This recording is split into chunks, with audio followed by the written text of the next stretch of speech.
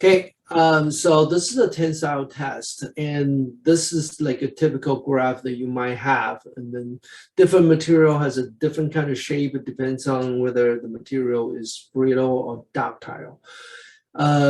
This is one of the graphs that shows most of the thing in the test. So when you have a tensile test, the result, this part here, y-axis is called the stress. X-axis is called the strain. You should know how to define the stress and how to define the strain. This is a tensile test, so the force is acting actually, so it's along the dimension of the material. And we're just slowly pulling the material and to see where it's going to break. And that's what you did in the lab.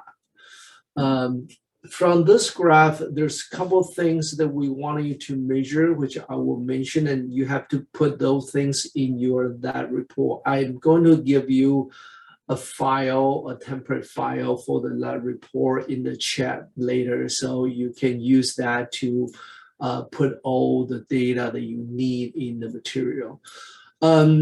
So here, I want to emphasize a few things. One is that you need to find all the stresses. So most important point that you need to pick up is the yield stress, fractional stress, ultimate stress, also known as the tensile stress. So TS, this is a FS, this is a YS. Okay, so these are the points that you should put into your lab report. You're going to compare these things because these things tell you the strength of the material. The yield stress tells when the material start to have a plastic deformation. Ultimate stress meaning the highest stress the material can support. The fractional stress meaning at the end when it breaks, what is the stress make it break? This is not as important than the ultimate and yield stress. Actually, most of the time we use the yield stress to represent the material strengths. Which one was the tensile stress? The tensile stress is the the ultimate stress. Yeah, okay. the highest peak here. Okay. Then if you look at the material and the area under this one, also meaning a lot of different things. Now they kind of show you 4 different regions. Tells when you actually apply to the material, they actually go through several different stages. The first stage is when the load is small, then it's go through a linear region. That linear region is the elasticity region, which meaning that once you remove the load, it should just go back the original shape. It's not going to permanently deform. So this is an elastic behavior, like the Hooke's law, like the spring.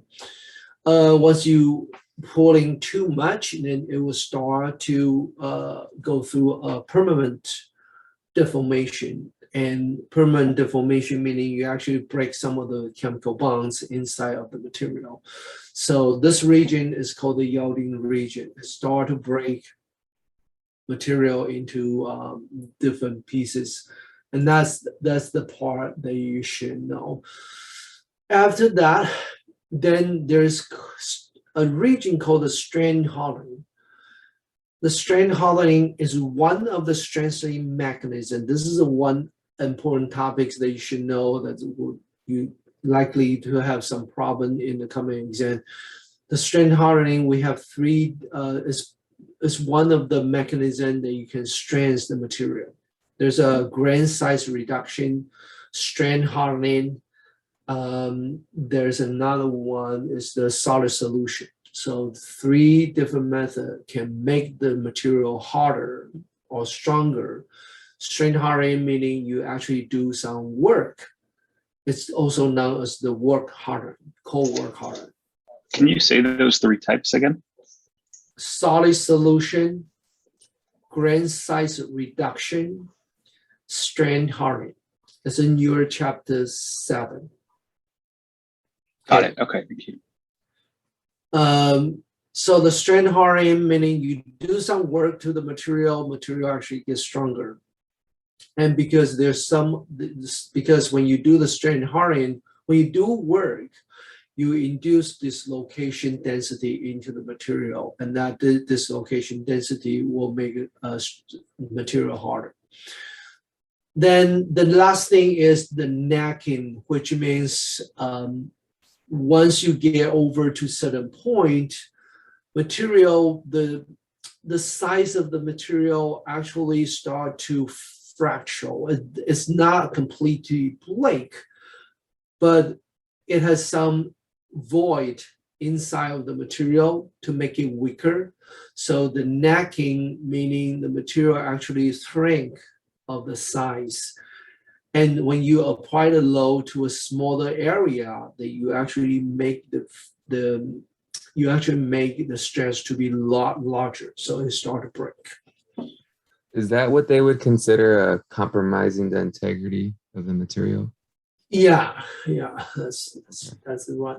And we also look at what we call the true stress, right? This is what we call the engineering stress. Engineering stress is the result of the tensile test. We use the original area to do the calculation of the stress. But if you do the real, the true stress, the curve is not going like this. The curve actually going up after the ultimate stress. So that is the difference between the engineer and the true. Let me get my device that I can write. So that's the first thing you need to know. The first thing you need to actually find is to find those stress points. Now the ultima is probably easy. That you just look at what is the highest peak on the curve. The software has some function that allow you to find the point, and then sometimes you have to enlarge that to find the exact number. So let me just get the draw. So the true stress is that once you get over this one will actually continue to go up. This will be like a true. And there's a formula to get the true stress and the true strain from the engineering stress and the engineering strain. This is one of the homework that you have to do. So make sure that you understand how to get those things. The other property that you have to measure from this result is the resilience and toughness. So the difference of these two, or similarity of these two, is that they all calculate the area under the curve. The resilience is the area of the elastic region. So elastic region is the region under the yield point, which is the yield stress.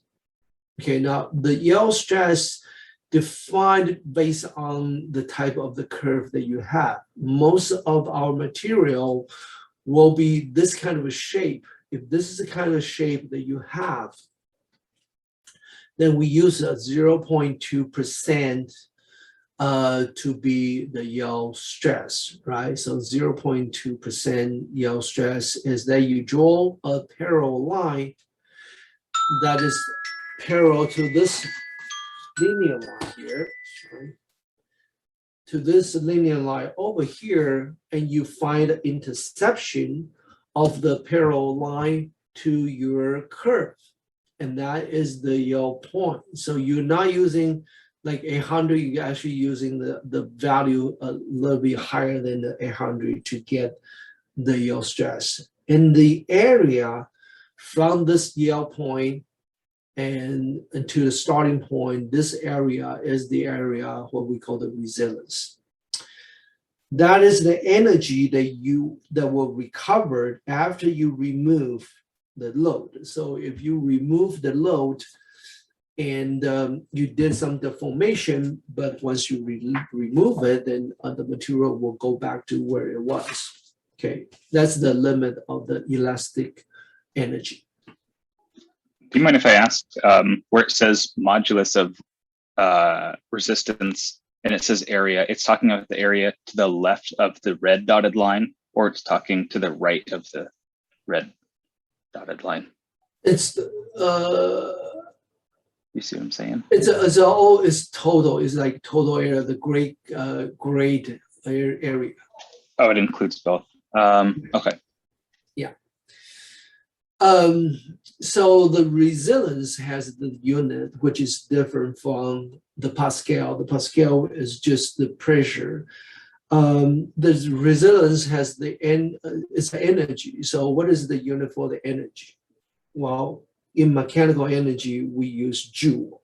The joule is equal to the meter times Newton. So it's actually Newton times meter, but it's also known as the joule. So you can use joule or use the Newton times meter to be the unit of the resilience. The toughness is very similar to the resilience. You can look at this picture that the graded area is the toughness, which means it's the total area until the material break. So if you sum all these areas together, this is what we call the toughness. Okay, so that is the difference of those two. This one meaning that you actually through some elastic and also plastic deformation. That's the highest energy the material can absorb.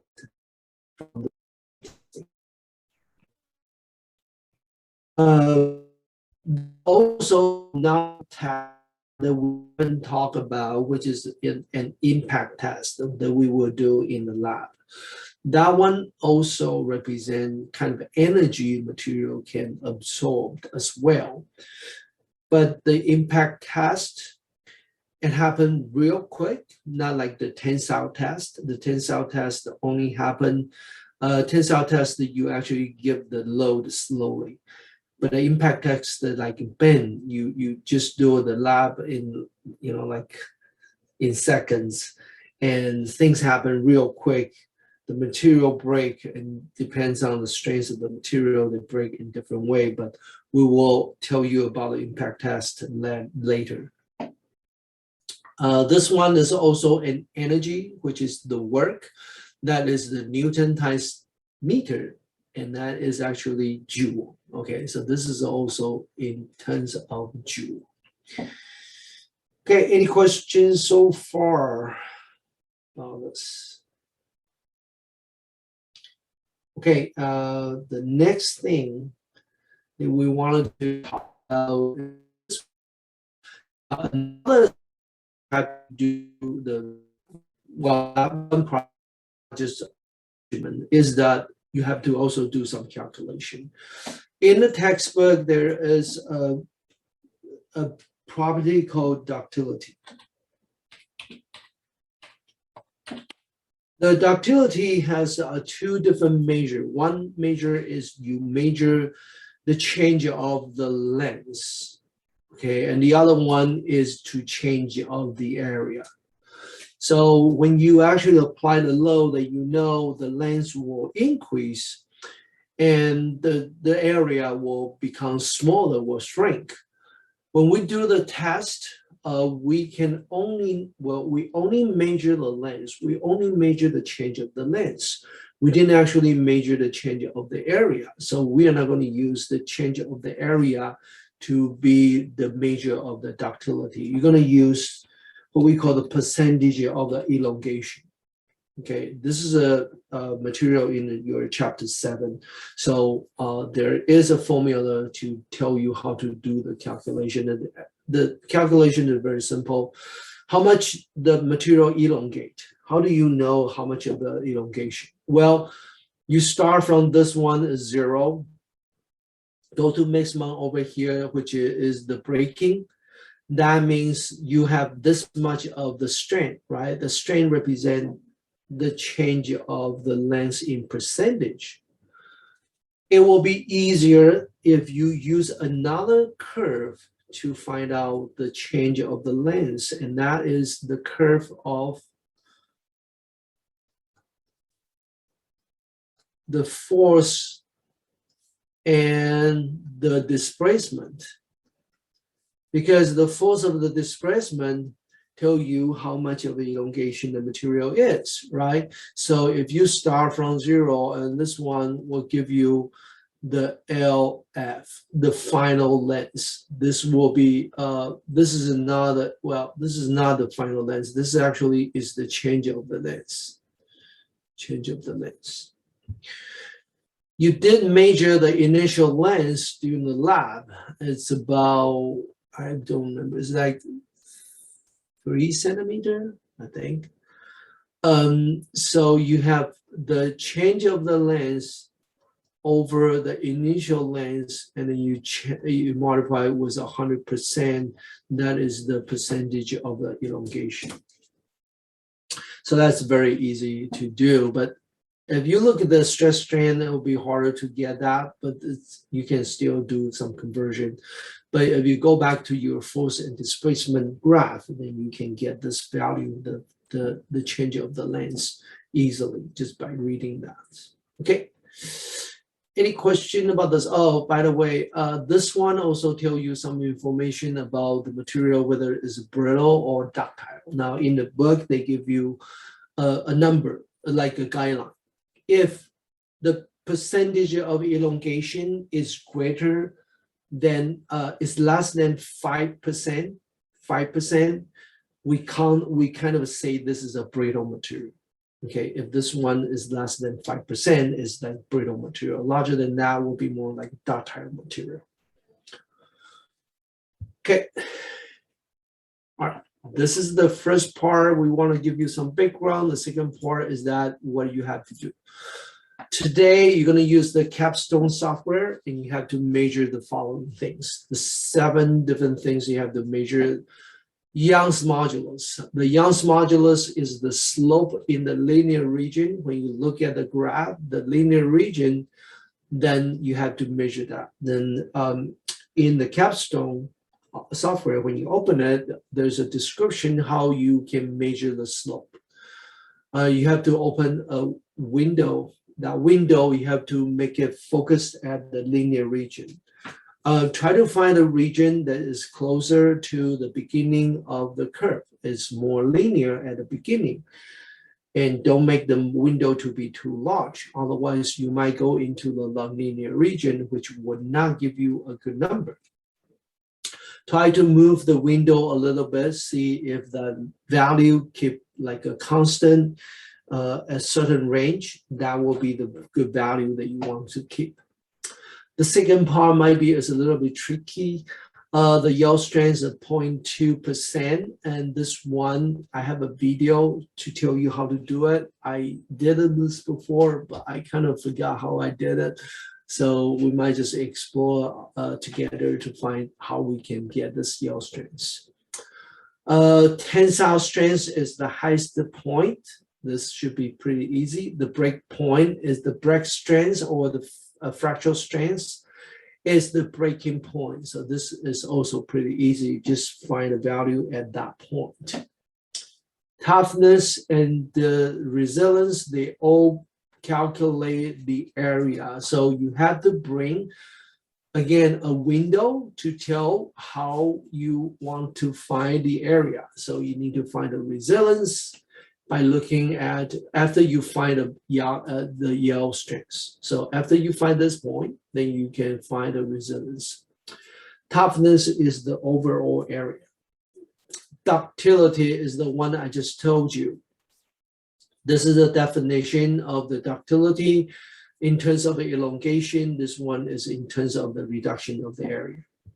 Okay, so we are going to use this one to do the ductility. Use this one to find out the ductility in all